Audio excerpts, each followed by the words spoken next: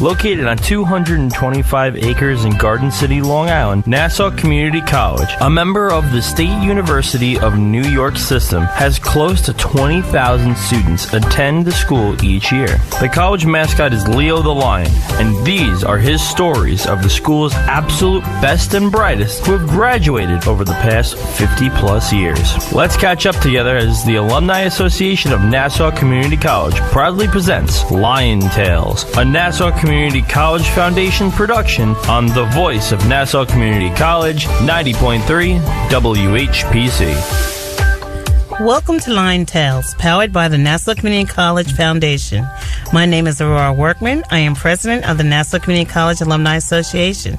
I am here with my friend and co-host, Dr. Lynnda Nadien, a proud graduate of Nassau Community College, and together we'll share stories that will inspire, uplift, and often amuse you. Each week, Aurora and I will introduce you to alumni of Nassau Community College interested in sharing their experience here at Nassau Community College, along with the secrets to their success. I am so happy and proud to be working for this radio station. So on behalf of the Alumni Association, we congratulate Sean Novat and WHPC, who came away as big winners at the 2019 National Intercollegiate Broadcasting Systems Awards this past weekend. And we are so proud to have one of the awardees for the Best Public Affairs Show, Your Family's Health, as our guest tonight. And we also became Best Interview, Best On-Air Schedule, Best Morning Show, and the best community college radio station in the nation. Yay, WHPC. Yay, it's the best. Look for many new and exciting events on the Alumni Association social media pages, Facebook, Instagram, and our web pages at www.nassaucommunitycollege.edu/alumni. If you, our listening audience, has any positive news you would like to share about Nassau Community College alumni, engagements, births, graduations, wedding, or accolades, email us at alumni@nassaucommunitycollege.edu, and we will shout you out. So today's guest is Jeanine L. Cook-Garard, and she's a nursing professor here at Nassau Community College and a proud alum of Nassau Community College. So welcome to Lion Tales, Jeanine, and the class of 1985. Thank you. Thank you. Mm-hmm. So you went around, you were on campus around the time that I was on campus or had just left campus. Oh, really? Yeah. Okay. I just left campus in the 80s, and so as a student, yeah, being there, let's find out about how you were as a student and how, great it is to be as an alumni to come back and be here working. Sure. So as a student, I had a very wonderful time here at Nassau Community College. First, I would say that Nassau Community College was something that my parents wanted me to go to Nassau because as the only girl in a family of 5, my father and mother were not really interested in me going away. Mm-hmm. So I sort of had that Nassau Community College in my sight because it was something that I had to do as a high school student. Mm-hmm. So with that said, I came to Nassau. It was very convenient getting here because I can come here on my own. Mm-hmm. I drove here from, as a high school graduate, I just came right here and started the program in nursing. And I found it to be very rewarding because it was easy to get here, and it was affordable. The tuition was affordable, and I was able to pay my own tuition. Wow. That makes a difference. My siblings, however, went to Ivy League colleges, and obviously they had large bills. So even now they look at me and say, "Oh, you don't have student loans. You never had a student loan." And I proudly say, yes, Nassau really saved me a ton of some money, and I was able to have quality education here at Nassau Community College, particularly in the nursing program. And some of the courses that you were able to take at Nassau that helped you improve when you first came to school for the first semester, do you remember what that was like? Yes, so when I came here to Nassau and was accepted in the nursing program, nursing itself, the program was very transformative for me. As a high school student, I grew up very quickly because the rigor of the program alone made me stick to a program that I was not used to. Yeah.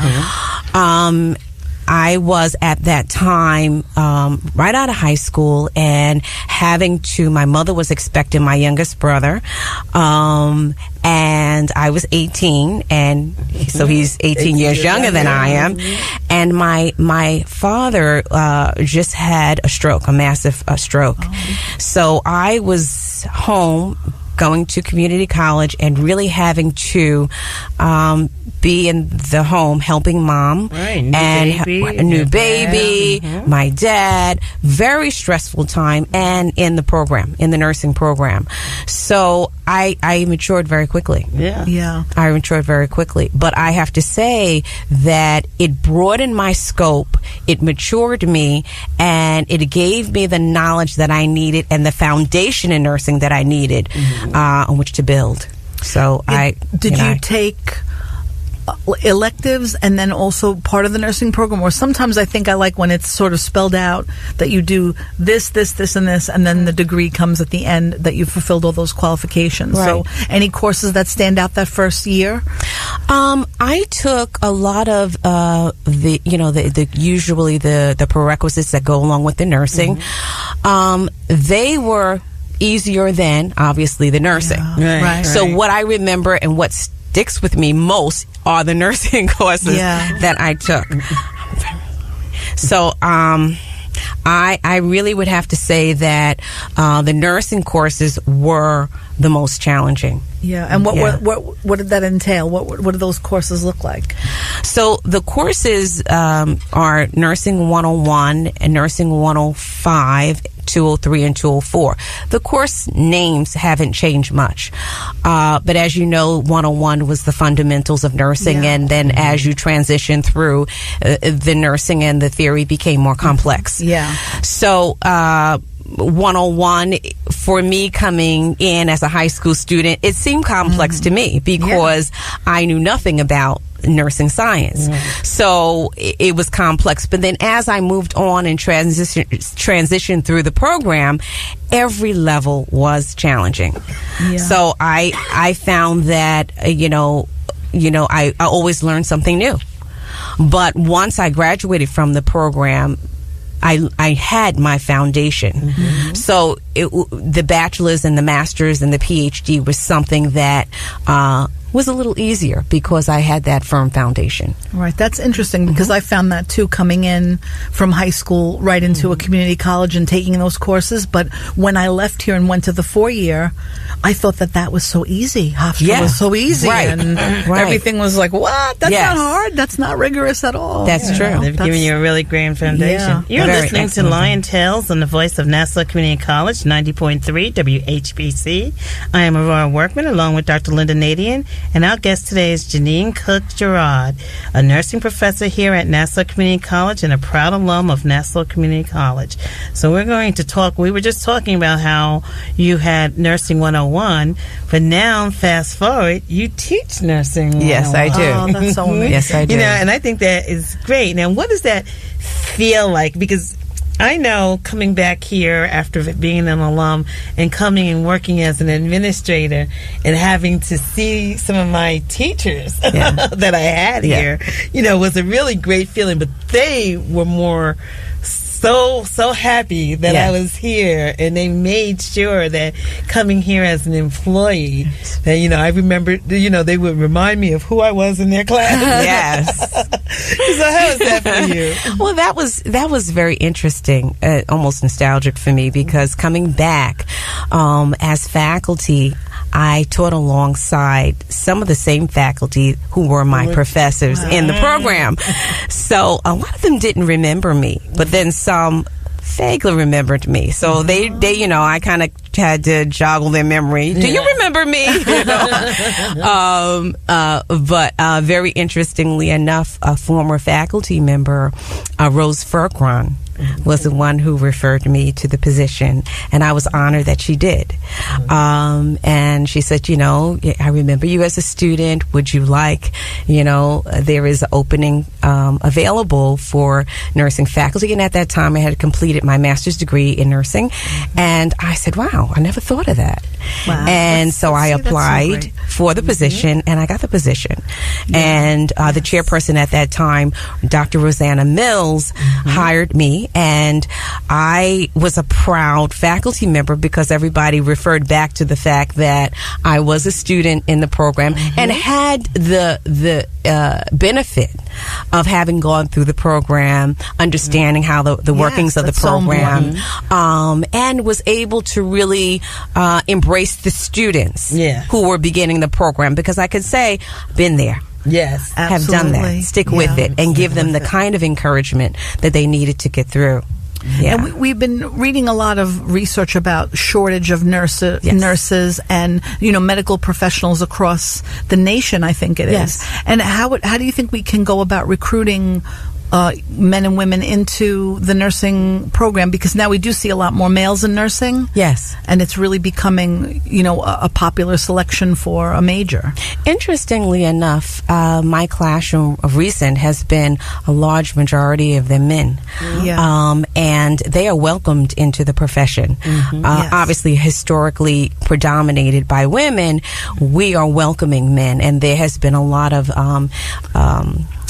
challenge for us at times getting men, but now we are really seeing an influx of more men, and we're embracing them because we see the necessity of having both male and female in the profession, because they add a certain dynamic to the profession that historically was not there. So we are diversified nursing student body. So what is your hope or aspiration for this generation of nurses? I mean, is it so different from when you came up, or do you believe it is? What are you looking at towards? So I really am looking at engaging the student. We really are changing the pedagogy to be more inclusive of simulation. You might have seen simulators now.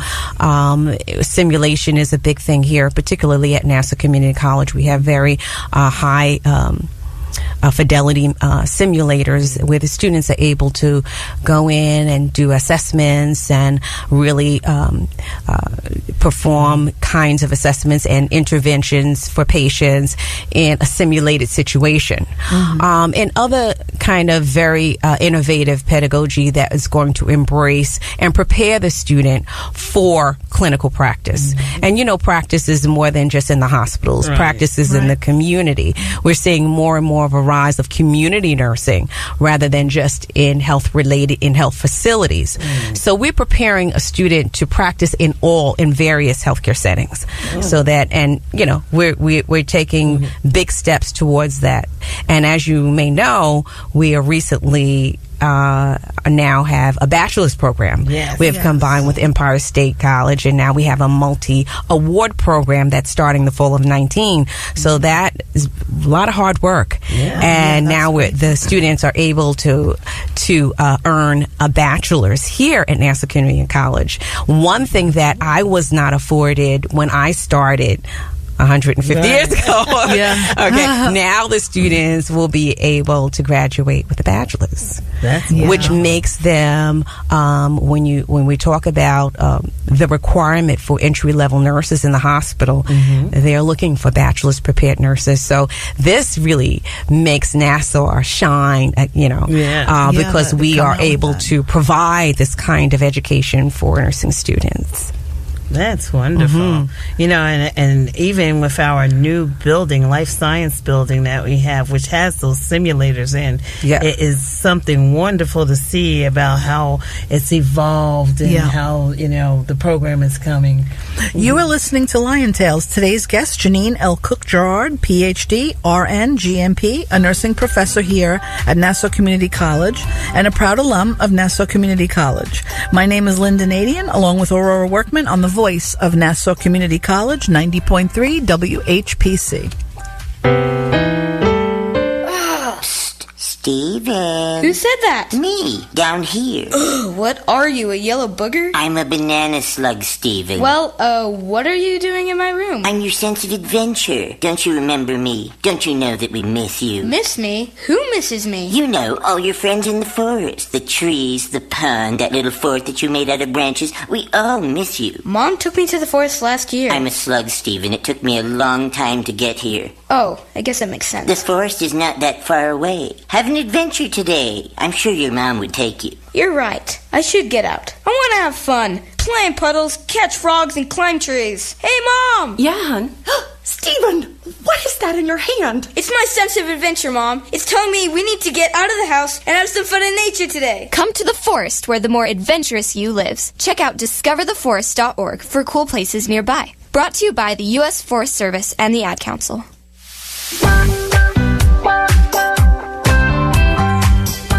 Welcome back to Lion Tales, powered by the Nassau Community College Foundation, on the voice of Nassau Community College, 90.3 WHPC. I'm your host, Dr. Lynnda Nadien, along with Aurora Workman, and our guest today is Dr. Jeanine L. Cook-Garard, a nursing professor here at Nassau Community College, as well as the radio host of Your Family Health on the voice of Nassau Community College, 90.3 WHPC. So what are some of the changes in nursing education that is applied to students today that you wish were instituted when you were a student?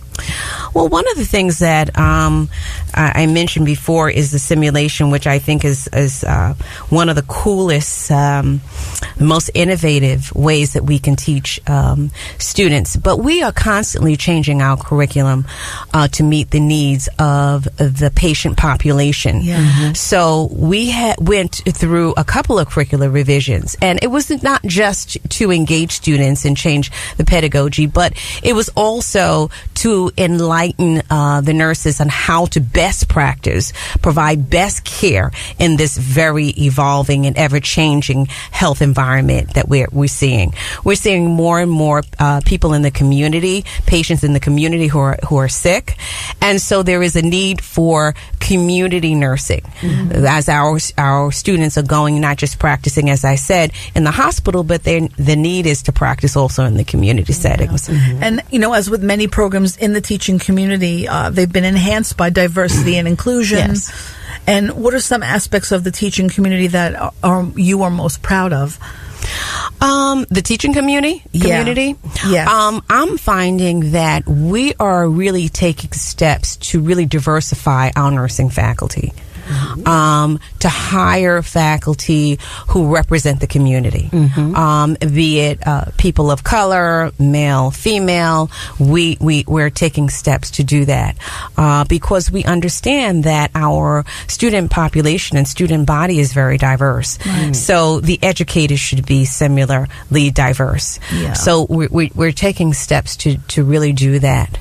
And what about recruiting even school nurses? Because I know in my field it's always very difficult for us to find school nurses and make sure that they know how to work with like small children that are maybe 5 to 10 years old. Mm-hmm. Yeah. Are some of your students interested in school nursing as well?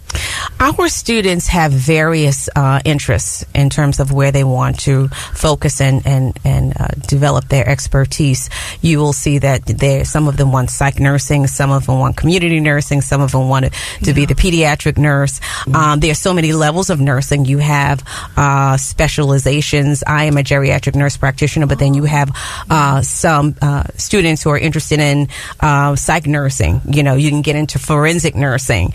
Yeah, nursing is so broad so great that it really pairs well with most disciplines. Yes. A lot of nurses are in the corporate setting. You have nurses in the legal arena where you're consulting in the legal aspect. Mm-hmm. So nursing is broad, and our expertise is needed in many areas. Mm-hmm. So nurses are really not limited to one area. You'll find nursing, they may start in the hospital to get their knowledge base, and then after that it's up to them where they would like to branch off and specialize.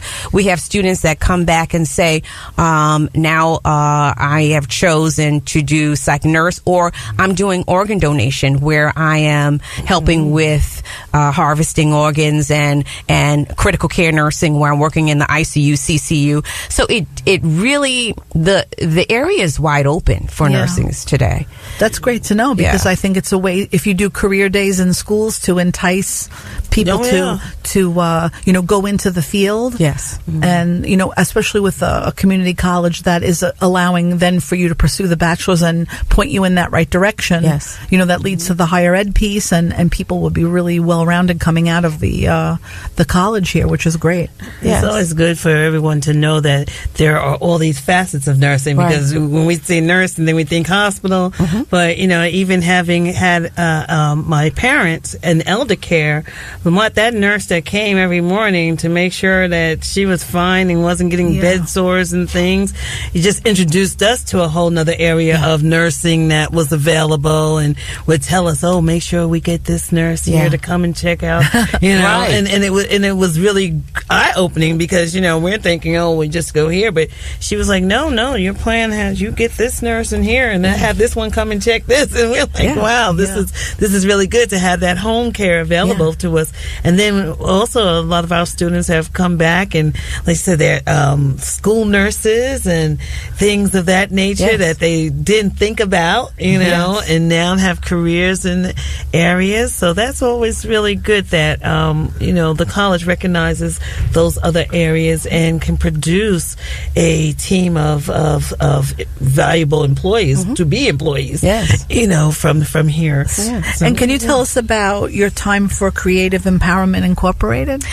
That is one of the organizations that I volunteer for. I'm very involved in the community with my church, and this is another organization that I involve, not just myself, but my children as well. What we do is we give awareness. We scholarship to high school students. We recognize students and give them and empower them for leadership. We empower them to continue with their dreams and their goals. And the way we empower them is putting them and connecting them to people who are in the community already or in their profession. So we have doctors to come talk to them. We have attorneys that come talk. We have business people who come and talk to these students that are in elementary school, middle school, and high school. We provide scholarships. We do galas, and we do all kind of awards. We have art shows. We do a lot of different things, and this is volunteer.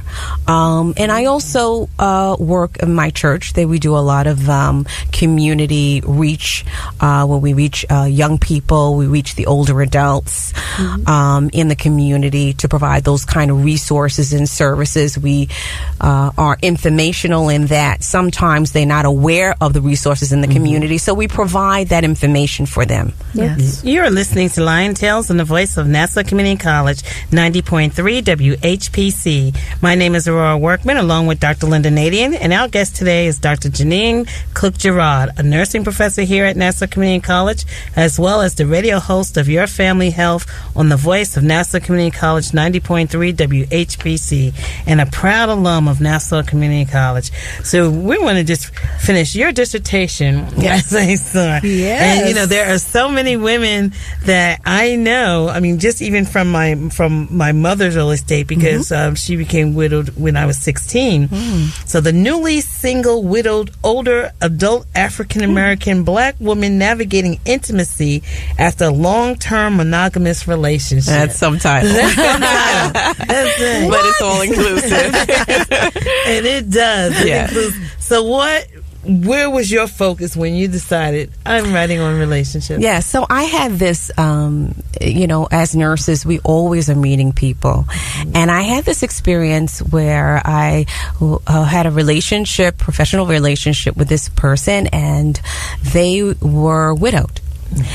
And had been widowed for more than 10 years. And she spoke of how lonely she was, the whole process of being widowed, how it was emotionally tolling for her, and how that left her vulnerable. Turns out as time passed, she became involved in a relationship and became infected with HIV. And that story kind of spawned my interest in the research topic. And after delving into the research, I realized that this is more prevalent than what I originally thought. That HIV is not a disease of the young person. That we see more incidences and increased infection and HIV in the older adult population. And so my dissertation was a grounded theory dissertation where I was able to interview 25 widows ranging from the ages of 60 to 90 years old. And some widows expressing the feelings that they experienced after they were widowed and how it left them vulnerable and feeling empty and hollow with some of the terminology that they used to describe how they felt as being a widow. And so the dissertation led me down a pathway that was eye-opening, and I was able to empathize with these women because having been their husband no longer there, they felt like they could not manage. Many of the husbands were the breadwinners and paid all the bills, and now I have to do this on my own. How do I do it? Many of them were left. They're the only ones who live, now living in the house by themselves. What do I do? How do I negotiate gender roles when it comes down to sexuality? How can I ask my sexual partner to wear a condom? And having that power to say this during sexual activity. We never think of the older adult as a sexual being anyway. But when they navigate sexual intimacy after being widowed, sometimes it is a place of uncertainty for them. And really, which leaves the door open for them being unprotected and engaging in unprotected sexual intercourse. So a lot of findings from this dissertation, but more importantly, the resources that I was able to providing this continual support for the widows that I continue to do in the community, and offering help and support, I think is very primary. And also for the elder community, where, let's say, if we look at a group of women ages 60 to 95, and those types of advantages being given to them, because that we may live longer than we think. Our life expectancy could be much longer, so we do need to have some type of connection to all of that, as well as the young women have. Absolutely. And not just that, I found particularly with the African American Black women that their resource largely is the church, because they are church goers, and sometimes the church is not providing that kind of resource and support for them. They may not ask because they wouldn't seek out the help. Because it could be it could be a taboo subject. It's a taboo subject to ask the preacher to go to your reverend or preacher or whomever to talk about, to even approach the subject. And then how does the preacher ask the older adult woman in the congregation? So, both sides. I can see why that was just a wonderful massive information that you must have collected. And so it's really a great topic. And we'd like to talk to you more about it, but we're closing, and we'd like to thank our guest, Jeanine Cook-Garard, a nursing professor here at Nassau Community College, as well as the radio host of the award-winning Your Family Health on the voice of Nassau Community College, 90.3 WHPC, and a proud alum. So how could they contact you for our listening audience? Why would they contact, and how could they contact you? Well, I'm a faculty here at Nassau Community College, so I do have an ncc.edu email. And certainly I am in the nursing department.